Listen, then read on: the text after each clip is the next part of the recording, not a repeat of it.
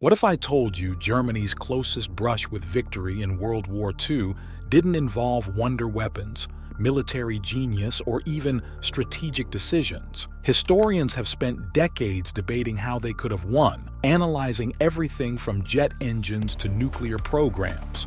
We've all heard about the miracle of Dunkirk, how 338,000 Allied troops escaped from Germany's grasp. But here's what most people miss. That miracle depended almost entirely on bad weather grounding German aircraft. What I'm about to show you is how 9 days of clear skies could have triggered a cascade of events leading to a German victory, and why this scenario terrifies military historians more than any other alternate history. By the end of this video, you'll understand why the weather at Dunkirk was more crucial than any military decision, how the loss of 240,000 British troops could have forced Britain to negotiate peace, what happens when an unstoppable German war machine meets the atomic bomb, and most importantly, how close we actually came to this reality. If you think you know World War II alternate history, prepare to have your assumptions challenged.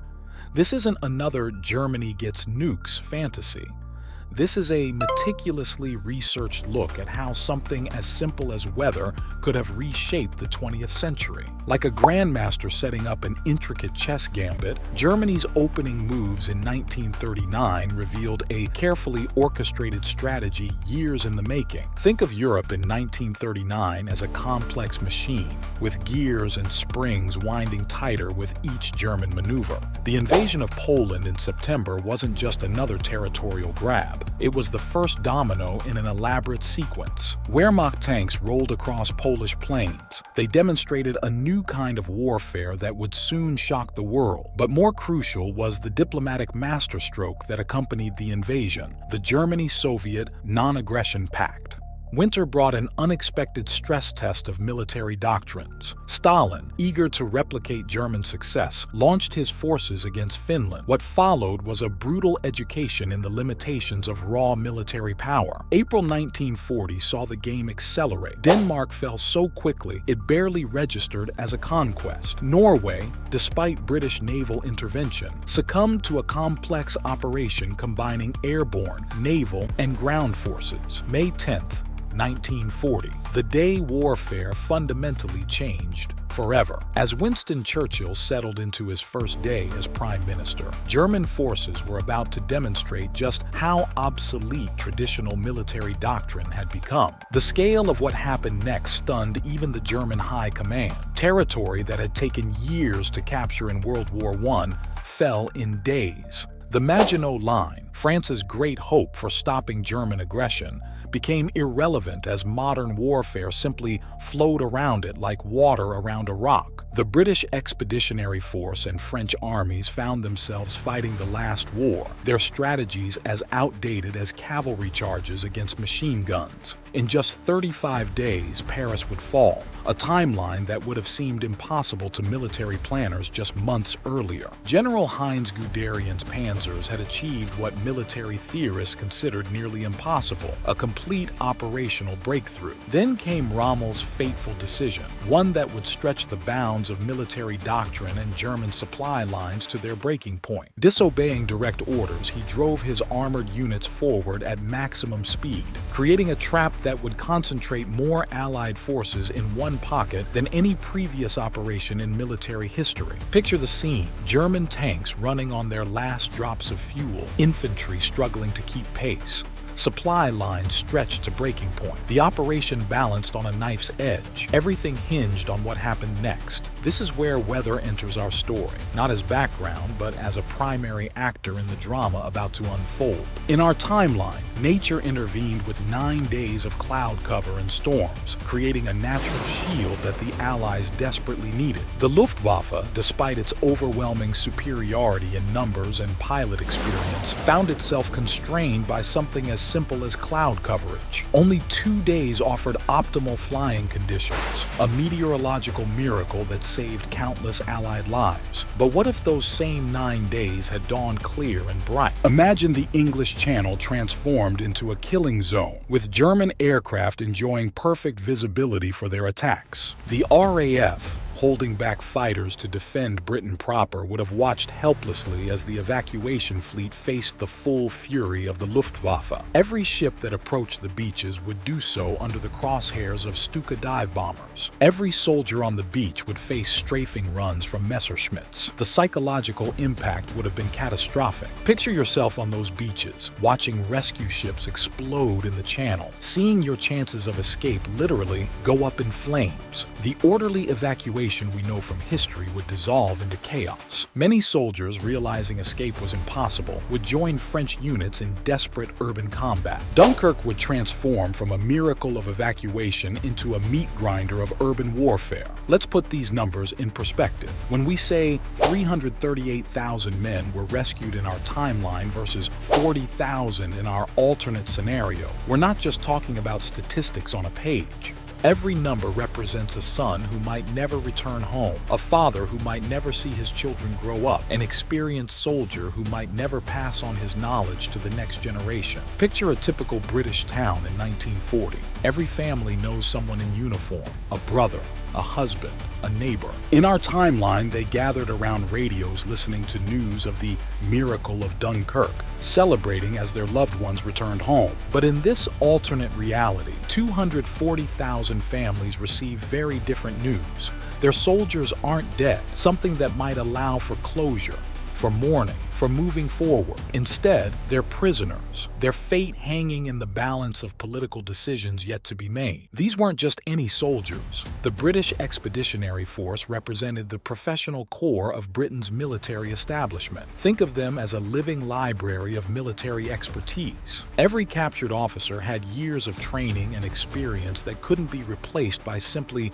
recruiting more men. Every imprisoned NCO represented decades of accumulated knowledge about how to train and lead troops effectively. Let me illustrate this with a concrete example. In North Africa, the British 8th Army eventually became known as masters of mechanized warfare in challenging conditions. But in our alternate timeline, many of the officers and NCOs who would have trained these desert warriors sit in German POW camps. The expertise that would have been passed down through training exercises and battlefield experience simply doesn't exist anymore. The ripple effects touch every aspect of Britain's military capability. Commando raids, the experienced officers who would have developed these tactics are gone. Tank warfare doctrine, the veteran tank commanders who would have taught the next generation are behind barbed wire. Even the ability to train resistance movements in occupied Europe would suffer. You can't teach guerrilla warfare without experienced soldiers to serve as instructors. But perhaps most devastating is the psychological impact on British society. Every bombing raid on German territory raises a terrible question.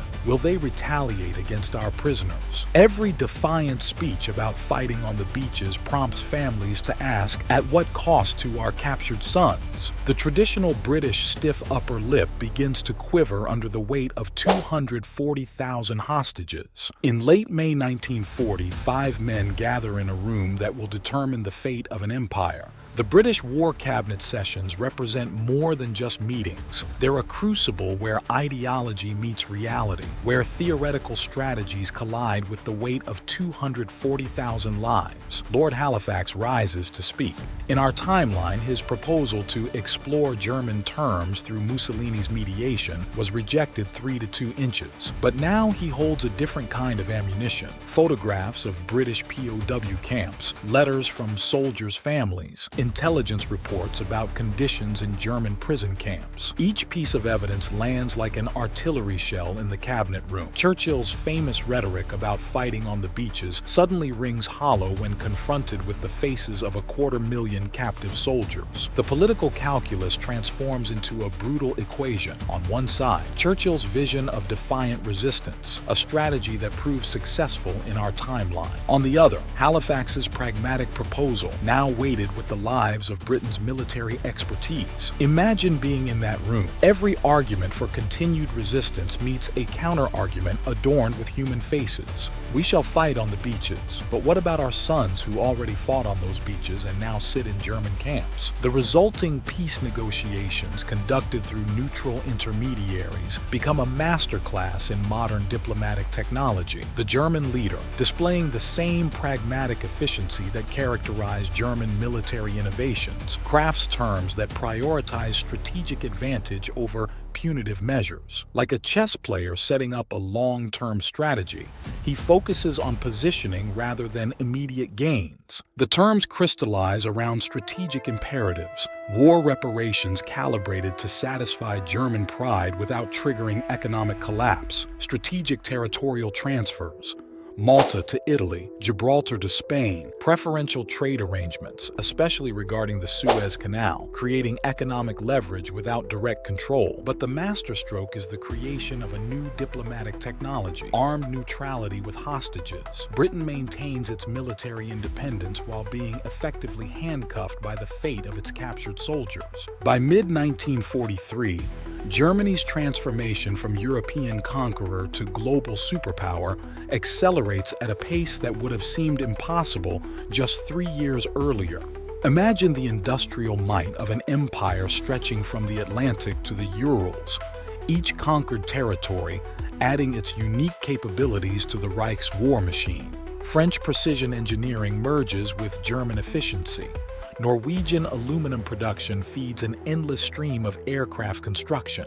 Romanian oil fields pump millions of barrels into the Wehrmacht's expanding mechanized forces. Ukrainian wheat fields feed the workers of 1,000 factories. The numbers tell a story of exponential growth. Consider the Kriegsmarine's transformation, from a coastal defense force to a blue water navy poised to challenge British maritime supremacy. The shipyards of Hamburg, Bremen, and Saint Nazaire work around the clock, their productivity multiplied by forced labor from across the continent. The Bismarck, once the pride of the German fleet, would look like a destroyer compared to the monsters taking shape in these yards. Super battleships displacing 80,000 tons. Their main guns able to hurl shells farther than any weapon in naval history. But surface vessels tell only part of the story. Beneath the waves, a revolution in submarine warfare unfolds. Picture vast underwater construction halls where U-boats roll off assembly lines like automobiles. The Reich's reach extends beyond Europe's shores. German scientific expeditions probe the Atlantic and Indian Oceans, establishing coaling stations and diplomatic relationships that mirror Britain's 19th century empire building. The transformation becomes self-reinforcing. Every new factory increases production capacity. Every technological breakthrough accelerates the pace of innovation. Every diplomatic success opens new resources for exploitation.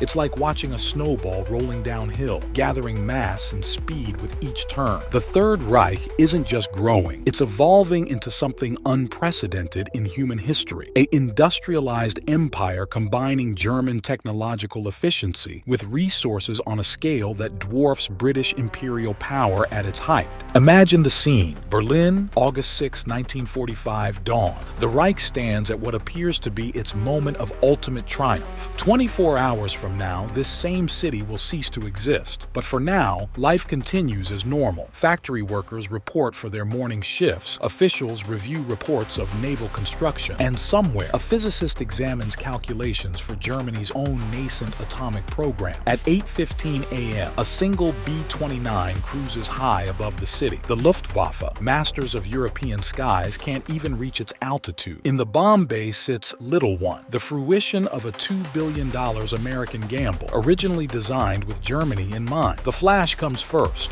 brighter than 1,000 suns. Those who look directly at it are blinded instantly. Then the pressure wave, a wall of air moving at supersonic speeds, pulverizing buildings designed to withstand the heaviest conventional bombing. The mushroom cloud rises, visible from hundreds of kilometers away, a new kind of monument to humanity's destructive potential. At ground zero, where German administrators once planned their 1,000-year Reich, temperatures briefly exceed those on the surface of the sun. 3 days later, Hamburg disappears in another atomic flash. The pride of the Kriegsmarine shipbuilding program, those massive construction halls where super battleships took shape, vanish in microseconds. Scientists estimate that the blast wave generates more force than all the naval guns in history firing simultaneously. Picture the scene in the Kaiser's bunker as reports arrive. 2 cities gone, hundreds of thousands dead, and no defense possible. The Reich's leadership confronts a fundamental shift in the nature of power itself. They've been playing chess while their opponent invented a new game entirely. Their carefully constructed empire of conventional military superiority now faces an adversary who can erase cities with single bombs, a technological gulf as unbridgeable as that between spears and gunpowder. History, like technology, often turns on seemingly minor variables, a chance invention, a crucial decision, or, in our case, a week of weather. Our exploration of the Dunkirk scenario reveals 3 profound truths about how history unfolds. First, conventional military power, no matter how overwhelming, remains vulnerable to paradigm-shifting innovations. Germany's mastery of industrial-age warfare proved irrelevant against atomic weapons, just as cavalry mastery became obsolete with the machine gun. Second, weather, that most democratic of forces, can override the best-laid plans of military strategists and political leaders alike. 9 days of cloud cover at Dunkirk didn't just save an army. It preserved Britain's capacity to resist, maintained a crucial base for American intervention, and ultimately helped prevent a German-dominated Europe. Finally, our examination reveals how technological advantages compound over time. The preservation of the Luftwaffe's elite pilots would have meant not just tactical superiority in 1940, but accelerated training, improved doctrine development, and maintained technological momentum through the critical years of 1941 to 43. But this analysis raises even deeper questions. How would a Third Reich regime at the height of its power respond to atomic devastation? What happens when a totalitarian system built on technological superiority confronts its technological inferiority? Could any conventional military advantage have prevented the atomic age? If you found this deep dive into alternate history intriguing, here's what you can do. First, hit that subscribe button to join our ongoing exploration of history's crucial turning points. Leave a comment sharing your thoughts on how weather has influenced other major historical events. I'll be jumping into the discussion to explore your insights. Understanding these historical inflection points isn't just about satisfying our curiosity. It's about recognizing how seemingly minor factors, weather, technology, timing, can cascade into world-altering consequences. As we face our own uncertain future, these lessons become more relevant than ever. Until we meet again, keep questioning, keep exploring, and remember, history's greatest lessons often lie not in what happened, but in understanding how easily things might have been different.